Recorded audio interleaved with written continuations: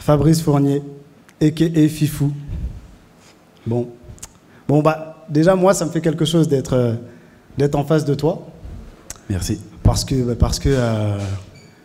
je pense que durant ces 10 dernières années, j'ai grandi avec tes pochettes.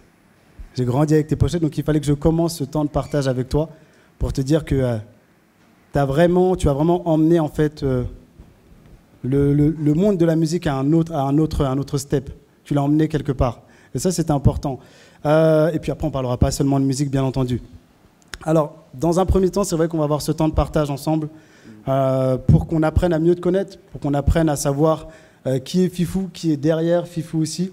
Et puis aussi savoir quelles sont les journées de Fifou, comment fonctionne Fifou aujourd'hui. Et puis quelle va être la suite pour Fifou aussi. Donc moi, je me suis un peu renseigné sur toi. J'ai vu que tu avais commencé en étant animateur de radio. Ouais. Je trouve que c'est un peu loin de ce que tu fais aujourd'hui. Est-ce que tu peux m'expliquer un peu ces débuts? J'étais pas réellement animateur à temps plein en radio. Moi, à la base, j'ai commencé par le dessin. Moi, je viens vraiment du milieu de la bande dessinée et de l'illustration. Et en gros, j'avais un ami à moi qui avait une émission hip-hop dans une radio locale qui s'appelait Valley FM. Et en gros, moi, j'intervenais pour faire des rubriques sur le street art. Donc voilà, après, c'était une radio hip-hop. Donc dès l'âge de 15 ans, je me suis retrouvé à interviewer toutes les stars, entre guillemets, du hip-hop à l'époque. Et après, j'ai pu arrêter, quoi. Mais après, voilà, en gros, la transition journalistique, parce qu'en fait, j'étais rédacteur en chef d'un petit fanzine de mon lycée, qui était très lié à la culture hip-hop. Et je me suis retrouvé vraiment dans le milieu du journalisme en tant qu'illustrateur. C'est-à-dire que j'illustrais déjà dans pas mal de journaux hip-hop à l'époque, comme Radical et The Source. Ok. À quel moment tu as eu cet intérêt pour le dessin, pour l'illustration? À quel âge?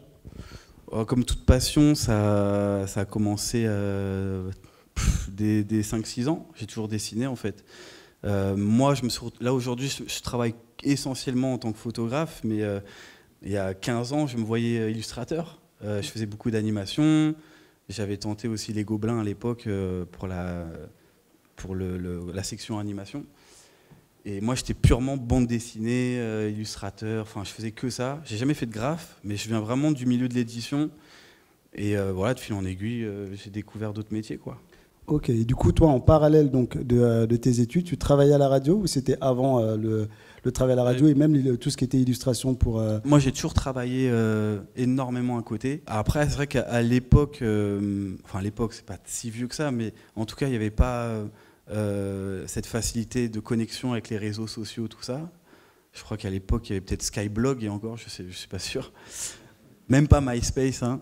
Et donc après, voilà, moi, c'était un peu à l'ancienne. C'est-à-dire que j'étais fan de certains rappeurs français et je savais que tel jour, ils allaient dans tel magasin acheter des disques. Et donc moi, je les attendais devant et je leur proposais des logos, des dessins, parce que je faisais pas de graphisme encore. Donc c'était que des illustrations. Et après, de fil en aiguille... quand tu comptes pas les heures, surtout quand tu es étudiant, tu y vas à fond, quoi. Moi, ce qui m'a énormément aidé dans ma scolarité, donc, mis à part le fait d'avoir eu des profs incroyables à Olivier de Serres, j'en ai eu. Après, sur les 15 profs, j'en ai eu 2 incroyables. Mais c'est surtout au niveau... C'est après mes stages. J'ai fait un stage. Et à partir de là, j'ai arrêté l'école et j'ai fait que ça après. Le stage, c'était chez Radical. Qui était un magazine hip-hop, mais super graphique, super beau visuellement. À l'époque, ils avaient un peu plus de budget encore dans la presse papier. Donc moi, je bossais avec beaucoup de photographes qui revenaient de voyages de Los Angeles, tout ça. Donc j'ai pu voir tout le process d'une idée jusqu'à l'impression en imprimerie, tout ça. Donc j'ai un peu, lors de ce stage, appris un peu les rouages du milieu de l'édition, donc de la presse, quoi. Et à partir de là où j'avais de la chance, c'est que Radical, c'était un magazine qui se trouvait à Génération, la radio. Okay. Et donc, dès que je sortais, je voyais des rappeurs, Saiyan Soupa Crew, enfin tous ces groupes de l'époque. Et voilà, après, ça s'est plus arrêté. Moi, j'ai un parcours d'autodidacte dans la photo. C'est-à-dire que moi, en gros, je côtoyais beaucoup NTM à l'époque quand j'étais petit. Et un des gardes du corps d'NTM, un jour, m'a présenté un grand photographe de mode qui s'appelle Christophe Stalder. Bon, il n'est pas très connu aujourd'hui, mais en gros, c'était le photographe de De Niro, de Mickey Rourke. C'est lui qui a fait les clips de Shakira. Enfin, c'était du très très lourd à l'époque. Dans les années 90, en tout cas, il faisait partie des 10 plus gros internationaux dans la photo. Et j'ai rencontré ce gars-là. Et en fait, il a kiffé mon style de dessin, ma manière de repeindre sur les photos, parce que j'avais un truc très artisanal, c'est que je peignais sur les photos directement. Et donc, on a fait 2-3 collabs. Après, on ne s'est plus lâché. Et du jour au lendemain, il a fait une espèce de... Enfin, il trouvait plus son compte dans la photo, ça l'a saoulé. Et en fait, du jour au lendemain, il m'a planté, entre guillemets, et on devait faire un shoot avec Cool Chain. Et donc, il m'appelle, il me dit, écoute, je peux pas faire les photos, mais je sais que tu arriveras à le faire. Va au studio et va shooter Cool Chain. Et donc, je me suis retrouvé avec Cool Chain, avec du matos. Enfin, je savais pas faire de photos. Et donc j'ai fait 1000 photos. Il y en a peut-être une qui était pas mal, et c'est devenu la pochette, ouais. Mais c'est à ce moment-là que je suis rentré dans le milieu de la photo un peu comme un, comment on appelle ça, comme un préma, tu vois. T'es bien au chaud dans ton graphisme, et hop, on te jette, vas-y, fais les photos de Cool Chain, tu vois. Aujourd'hui, c'est à refaire. J'aurais fait plus un stage pour gagner du temps dans un studio photo, parce que c'est là où tu vas vraiment apprendre la lumière de la photo. Moi, j'ai fait l'inverse, en fait. C'est pour ça que j'utilisais un terme à l'époque, je me voyais plus comme un photographiste. C'est-à-dire qu'en gros, j'étais directeur artistique, je créais un concept, et la photo, c'était un peu, qu'on appelle ça, un moyen. Mais je ne me sentais pas photographe, parce que ma photo, elle naissait qu'à travers mes retouches. Puis moi, j'étais un concurrent sévère, dans le sens où j'ai cassé le marché, quoi. C'est-à-dire que je suis arrivé, j'avais tellement faim que je cassais les prix, enfin j'ai fait n'importe quoi. Moi je sais que j'ai 2-3 agences qui m'ont détesté, tu vois. Mais le plus dur c'est de fixer un prix sur son travail, en fait. C'est trop dur de quantifier. Là tu prends n'importe quelle personne, là tu leur dis bon tu prends combien pour ça, c'est pas facile. Quitte à faire des petits prix, il vaut mieux bosser gratuitement, et par contre privilégier les projets artistiques qui te font avancer. C'est-à-dire que tu te dis voilà j'ai 1 an, je me fais un book de fou, des contacts de malades, et que de la qualité. Mais aujourd'hui, avec les réseaux sociaux, on voit tout de suite ceux qui ont du talent. Et ceux qui ont du talent, franchement, ils sont vite débauchés. C'est trop cool ce qui se passe en ce moment. Après, il y a beaucoup plus de propositions, mais il y a de la place pour tout le monde. Et il y a plus... à l'époque, en fait, on était 2-3 à vraiment tourner. Bon, on continue toujours à avoir un peu les mêmes, mais mine de rien, il y a beaucoup plus de monde qu'avant. Et après, les histoires d'argent, franchement, moi aujourd'hui, je préfère bosser à côté et faire que des trucs artistiques. Enfin, je me mets à la place, si j'avais 20 ans aujourd'hui, déjà je serais parti soit en Angleterre, soit aux États-Unis pour perfectionner mon anglais. Parce qu'aujourd'hui, je galère sur ça. C'est vrai aujourd'hui, de ouf, moi ça m'arrive de shooter des stars américaines, je sais même pas quoi leur dire. Enfin, je comprends, tu vois, mais franchement, c'est pas évident. Après, tu leur fais fumer 2-3 trucs, tu mets du son, personne ne voit rien du tout. C'est un peu la technique. Mais mine de rien, moi, si c'était à refaire, moi, je suis pas du genre à regretter, mais je serais parti 1 an à New York ou à Los Angeles, en mode serveur ou je sais pas, un petit taf, et tu reviens, t'as la tête ouverte, parce qu'en plus ici, c'est assez étriqué les esprits, tu vois. On m'a toujours dit que le plus important, c'était, bon, c'est un peu pompeux ce que je vais dire, mais c'est la curiosité en fait, d'être curieux. C'est-à-dire que autant j'ai pu côtoyer beaucoup de cas sociaux dans le rap, nanana, mais à côté, j'ai continué à faire mon petit carnet de croquis, j'allais voir des expos, je me suis beaucoup documenté et je continue encore à le faire. Ça, c'est les réflexes d'étudiants d'école d'art, en tout cas de mes réflexes. Ça n'a pas bougé. Et je pense que c'est ça qui fait que tu progresses toute ta vie, en fait, tu vois. Ok. Moi, je voulais parler un peu de quelques-unes de tes pochettes. Il n'y a pas forcément celles qui m'ont le plus marqué, mais il y en a que je trouve impactantes. Je pense que dans les pochettes qui ont été impactantes dans ton histoire, il y a celle de Youssoupha, forcément. Ouais. Et comment toi, est-ce que c'est toi déjà qui as pensé au concept de la pochette, ou est-ce que c'est l'artiste qui vient de voir, ou est-ce que c'est le manager? Comment ça se passe Youssoupha, c'est particulier parce que c'est quelqu'un qui se prend vraiment la tête sur ses textes, sur tout son univers. Là, en gros, c'était son premier album en indépendant, enfin en tout cas produit par Youssoupha et son équipe. Et donc, il voulait marquer une transition entre le Youssoupha d'avant, qui était en maison de disque. Et donc, c'est vrai qu'on était à une époque, c'était pas des époques terribles. Moi, je montre peu de travaux de moi de l'époque, parce que c'était un peu cliché dans ce qu'on faisait. Et c'est vrai que souvent, on avait cet argument marketing, entre guillemets, des maisons de disques, où il faut qu'on identifie l'artiste sur la pochette de disque. Et ça, c'était vraiment, surtout à l'époque. Aujourd'hui, maintenant, ça, on s'en est sorti. Mais à l'époque, il n'y avait pas de parti pris. Il fallait qu'on voit à tout prix Youssoupha. Youssoupha, il m'a toujours dit, moi, c'est pas mon truc de poser. Je suis pas un mannequin, c'est pas mon trip. Et donc, quand il m'a appelé pour cet album, tout de suite, déjà, le parti pris, à l'époque, c'était quelque chose. Aujourd'hui, maintenant, c'est devenu normal. Mais en 2011 ou 2012, faire une pochette d'un rappeur qui montre pas sa bécane ou ses lunettes ou tout son univers, et d'avoir un tableau qui est un peu hors intemporel, entre guillemets, sans mettre Youssoupha en scène, c'était assez couillu, entre guillemets, tu vois. Comment toi, en fait, quand un artiste vient te voir et te dit, voilà, là, je sors un nouveau projet, est-ce qu'il te fait écouter le projet pour que toi, tu rentres en immersion dans ce qu'il veut, lui? Ou alors, est-ce qu'il te fait rien écouter? Il te dit juste, voilà, mon projet va s'appeler, je sais pas, Noir Désir, ou va s'appeler tel nom, et toi, tu te dis, OK, à partir de ça, tu penses à l'identité visuelle, tu penses au concept. Comment ça se passe, en fait, ce travail autour d'une pochette d'album, et puis au-delà de ça, autour de toute l'identité visuelle de l'artiste, parce qu'en mine de rien, c'est pas juste la pochette de l'album. Ouais, non, il y a tout ce qu'il y a autour. Généralement, j'écoute pas. Enfin, d'accord. Il n'y a jamais d'écoute. Moi, je veux pas écouter, en fait, parce que ça peut limite me parasiter l'esprit, ou limite de proposer des idées qui illustrent trop le thème de l'album. J'aime bien aussi partir, c'est un peu le saut créatif, c'est de partir un peu loin. Après, moi, c'est quand même généralement des artistes et des univers que je maîtrise parce que je suis passionné par ça. Là, c'est un vrai travail de DA, c'est-à-dire que les mecs, ils me donnent le thème. Parfois, j'ai même pas le titre et je réfléchis à des tableaux, en fait. C'est comme des tableaux. Tu imagines un visuel et tu dis, tiens, je vais mettre tel code pour être accord à fond avec l'univers de l'artiste, en fait. Tu vois. C'est-à-dire que l'artiste vient te voir, il te donne quand même le titre de son projet? Pas forcément. Donc c'est juste un échange par WhatsApp. Pour donner un exemple, tout à l'heure j'étais avec Rimka, ouais. Il veut tourner un clip vendredi, il n'a pas enregistré le son. D'accord. Ok. Parfait. C'est un peu moi qui ai chapeauté le truc, mais je n'ai pas écouté le son. Je ne sais pas ce qu'il va dire. Ça se trouve, il va insulter des potes à moi. Ouais, c'est ça. Ok. On parle des pochettes d'albums, mais tu ne fais pas que ça. Et ça, c'est un point qui est important aussi. Est-ce que tu peux nous parler aussi de ce que tu fais au-delà de la cover d'album et de la DA pour les artistes?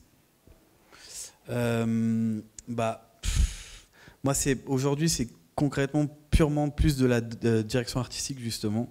C'est-à-dire que quand je crée une pochette pour un artiste, on crée maintenant, on est à 360, c'est qu'on crée toute la scénographie aussi pour les concerts. C'est-à-dire que maintenant, quand je bosse sur une pochette, il y a toute la déclinaison qui va derrière. C'est-à-dire que ça va de l'affichage métro, les bus. Enfin, tu vois, Dadju, là, on a bossé ensemble. Tout son merchandising, tous ces lives qu'il va faire Parc des Princes, tout ça, ça sera une déclinaison de la pochette, en tout cas. Soprano, pareil, quand on bosse avec des artistes comme eux, où il y a des budgets monstres et tout, avec des grosses tournées derrière, c'est plus juste une pochette, c'est toute une stratégie de communication. Donc moi, je travaille essentiellement là-dedans. Maintenant, je suis beaucoup dans l'écriture aussi, avec des réalisateurs. Donc on écrit une série en ce moment. Et un autre dessin animé, parce que moi je viens du dessin, donc moi j'ai créé un dessin animé urbain qui est en ce moment en production avec une chaîne télé, un diffuseur, et on dessine les épisodes sur 5 années, parce que c'est un gros boulot. Donc ça, c'est plus mon travail de base en tant que dessinateur. C'est-à-dire qu'en gros, je suis ce qu'on appelle un showrunner, c'est-à-dire qu'en fait, moi, je crée l'identité visuelle des personnages, donc je fais les modèles sheets, donc les personnages de face, toutes les émotions, tout ça. Et après, il y a des équipes qui redessinent tout. Des vrais animateurs, pour le coup. D'accord, ok. Tu as également travaillé avec des grandes marques de vêtements. Qu'est-ce que tu as dû faire pour ces marques-là? Parce que là, c'est un travail qui est quand même encore différent de la DA. Le problème des grosses marques, enfin moi je bosse beaucoup avec Adidas, c'est que je suis plus appelé en tant que photographe. C'est-à-dire qu'en gros, pour le coup, je fais aucune DA parce qu'en fait, que ce soit Nike, Adidas ou même Puma, après Louis Vuitton, tout ça, bon ça c'est autre chose, mais quand tu bosses avec ces marques-là, tu as une charte à respecter et tu as des agences en interne qui créent à l'année une charte que toi tu dois respecter. C'est-à-dire que moi quand je fais un shoot bon, si je dois shooter des joueurs du PSG pour Adidas, en gros j'ai aucune liberté créative. C'est-à-dire qu'en gros je reçois un mood board où on me dit voilà il faut prendre en photo Kipembe de 3/4 sur tel fond, la lumière tu la places comme ça. Tout est expliqué en fait. T'as aucune marge de manœuvre. D'accord. Ça c'est plus compliqué, mais bon après c'est des bons défis aussi quoi. Mais les grosses marques en tout cas, à part quand tu deviens un putain de grand DA, et je suis pas encore à ça tu vois, mais pour les grosses marques quand tu fais des campagnes même pour Off-White, t'as aucune liberté. Vous faites des collaborations entre vous? Est-ce que vous voyez, est-ce que vous échangez? Moi aujourd'hui quand je fais une pochette, il y a 10 personnes derrière moi. D'accord. C'est-à-dire que en gros, quand je suis dans des grosses périodes comme en ce moment, on tourne à 4 shootings pochettes, voire 3 par semaine à peu près. Donc c'est-à-dire qu'en gros, il y a 2 semaines où je crée que des moodboards. C'est-à-dire qu'on me dit voilà, il y a ces 7-8 artistes qui vont sortir des projets par exemple en janvier, donc là je suis en plein dedans. Et là c'est le moment où tu te mets en immersion, ça c'est le moment où toi tu te mets... Ouais, c'est ça. Et où je crée mes moods, où je suis sur Insta, Pinterest, bien, enfin tous les sites, même les bouquins, tout ça. Donc je vais à la bibliothèque, enfin les trucs. Je suis un étudiant en fait, tu vois. Et tu notes plein d'idées. Chaque artiste, je leur propose au moins 10 idées à peu près. Et en gros, le process, c'est que moi, c'est un travail d'équipe. C'est que moi, on va me dire, tiens, pour Kobalade, on va dire Kobalade ou Niska, je sais pas. On a un budget de temps. Voilà, on attend, on ne doit pas dépasser ça. Tu vois, c'est comme quand tu regardes un film de Scorsese, tu regardes à la fin, tu as 300 blazes. Là, c'est un peu le même principe. C'est que moi, j'ai un assistant lumière. Quand je fais un moodboard, je lui fais valider la faisabilité. Je lui dis, voilà, je voudrais faire une lumière rouge sur 2 km. Il va me dire, ça coûte tant, il faut un chef électro, nanana. Après, tu apprends au fur et à mesure. T'es déjà arrivé de vouloir faire quelque chose et de ne pas pouvoir parce que le budget d'avoir une idée... C'est-à-dire qu'aujourd'hui, tu peux vraiment faire tout ce qui te passe par la tête. J'ai toujours fait en sorte, mais jusqu'au bout, tu stresses, quoi. Bref, moi, j'ai mon studio que j'ai ouvert depuis 1 an. Donc ici, le salon, moi, ce que je veux, c'est rencontrer une nouvelle génération. Après, ça fait genre, je suis un ancien de fou, mais c'est aussi ce que je trouve cool, c'est Enfin, tu vois, moi, là où j'ai pris une grosse claque ces derniers temps, c'est dans la réal vidéo. J'ai rencontré des gars, tu vois, mais très jeunes, et ils te mettent une grosse gifle visuellement, tu vois. Et donc tu apprends, tu te remets en question, tu fais des choses cool aussi, parce que tu donnes un peu ton expérience. Après, moi, c'est sûr que sur les pochettes, je vais pas faire ça, je sais pas, mais je me pose pas vraiment la question. Mais par contre, l'année prochaine, je vais faire une grosse expo sur mes 10 ans de pochettes, où vraiment j'ai envie de faire un truc assez conséquent, tu vois. Donc ça sera un step aussi à passer et de toucher d'autres sphères. Donc la pub, moi je cherche beaucoup la pub et le cinéma en ce moment. Mais en vrai, aujourd'hui, en fait, tu peux toucher à tout. Il n'y a pas réellement de limite, tu vois. Moi, il y a 2 ans, je voulais arrêter le rap. Aujourd'hui, c'est tellement fou ce qui se passe. Je suis encore plus motivé, tu vois. Si un jeune veut travailler avec toi, comment ça se passe? Est-ce qu'il t'envoie son portfolio? Est-ce qu'il te contacte sur les réseaux sociaux? Alors, pas de lettre de motivation.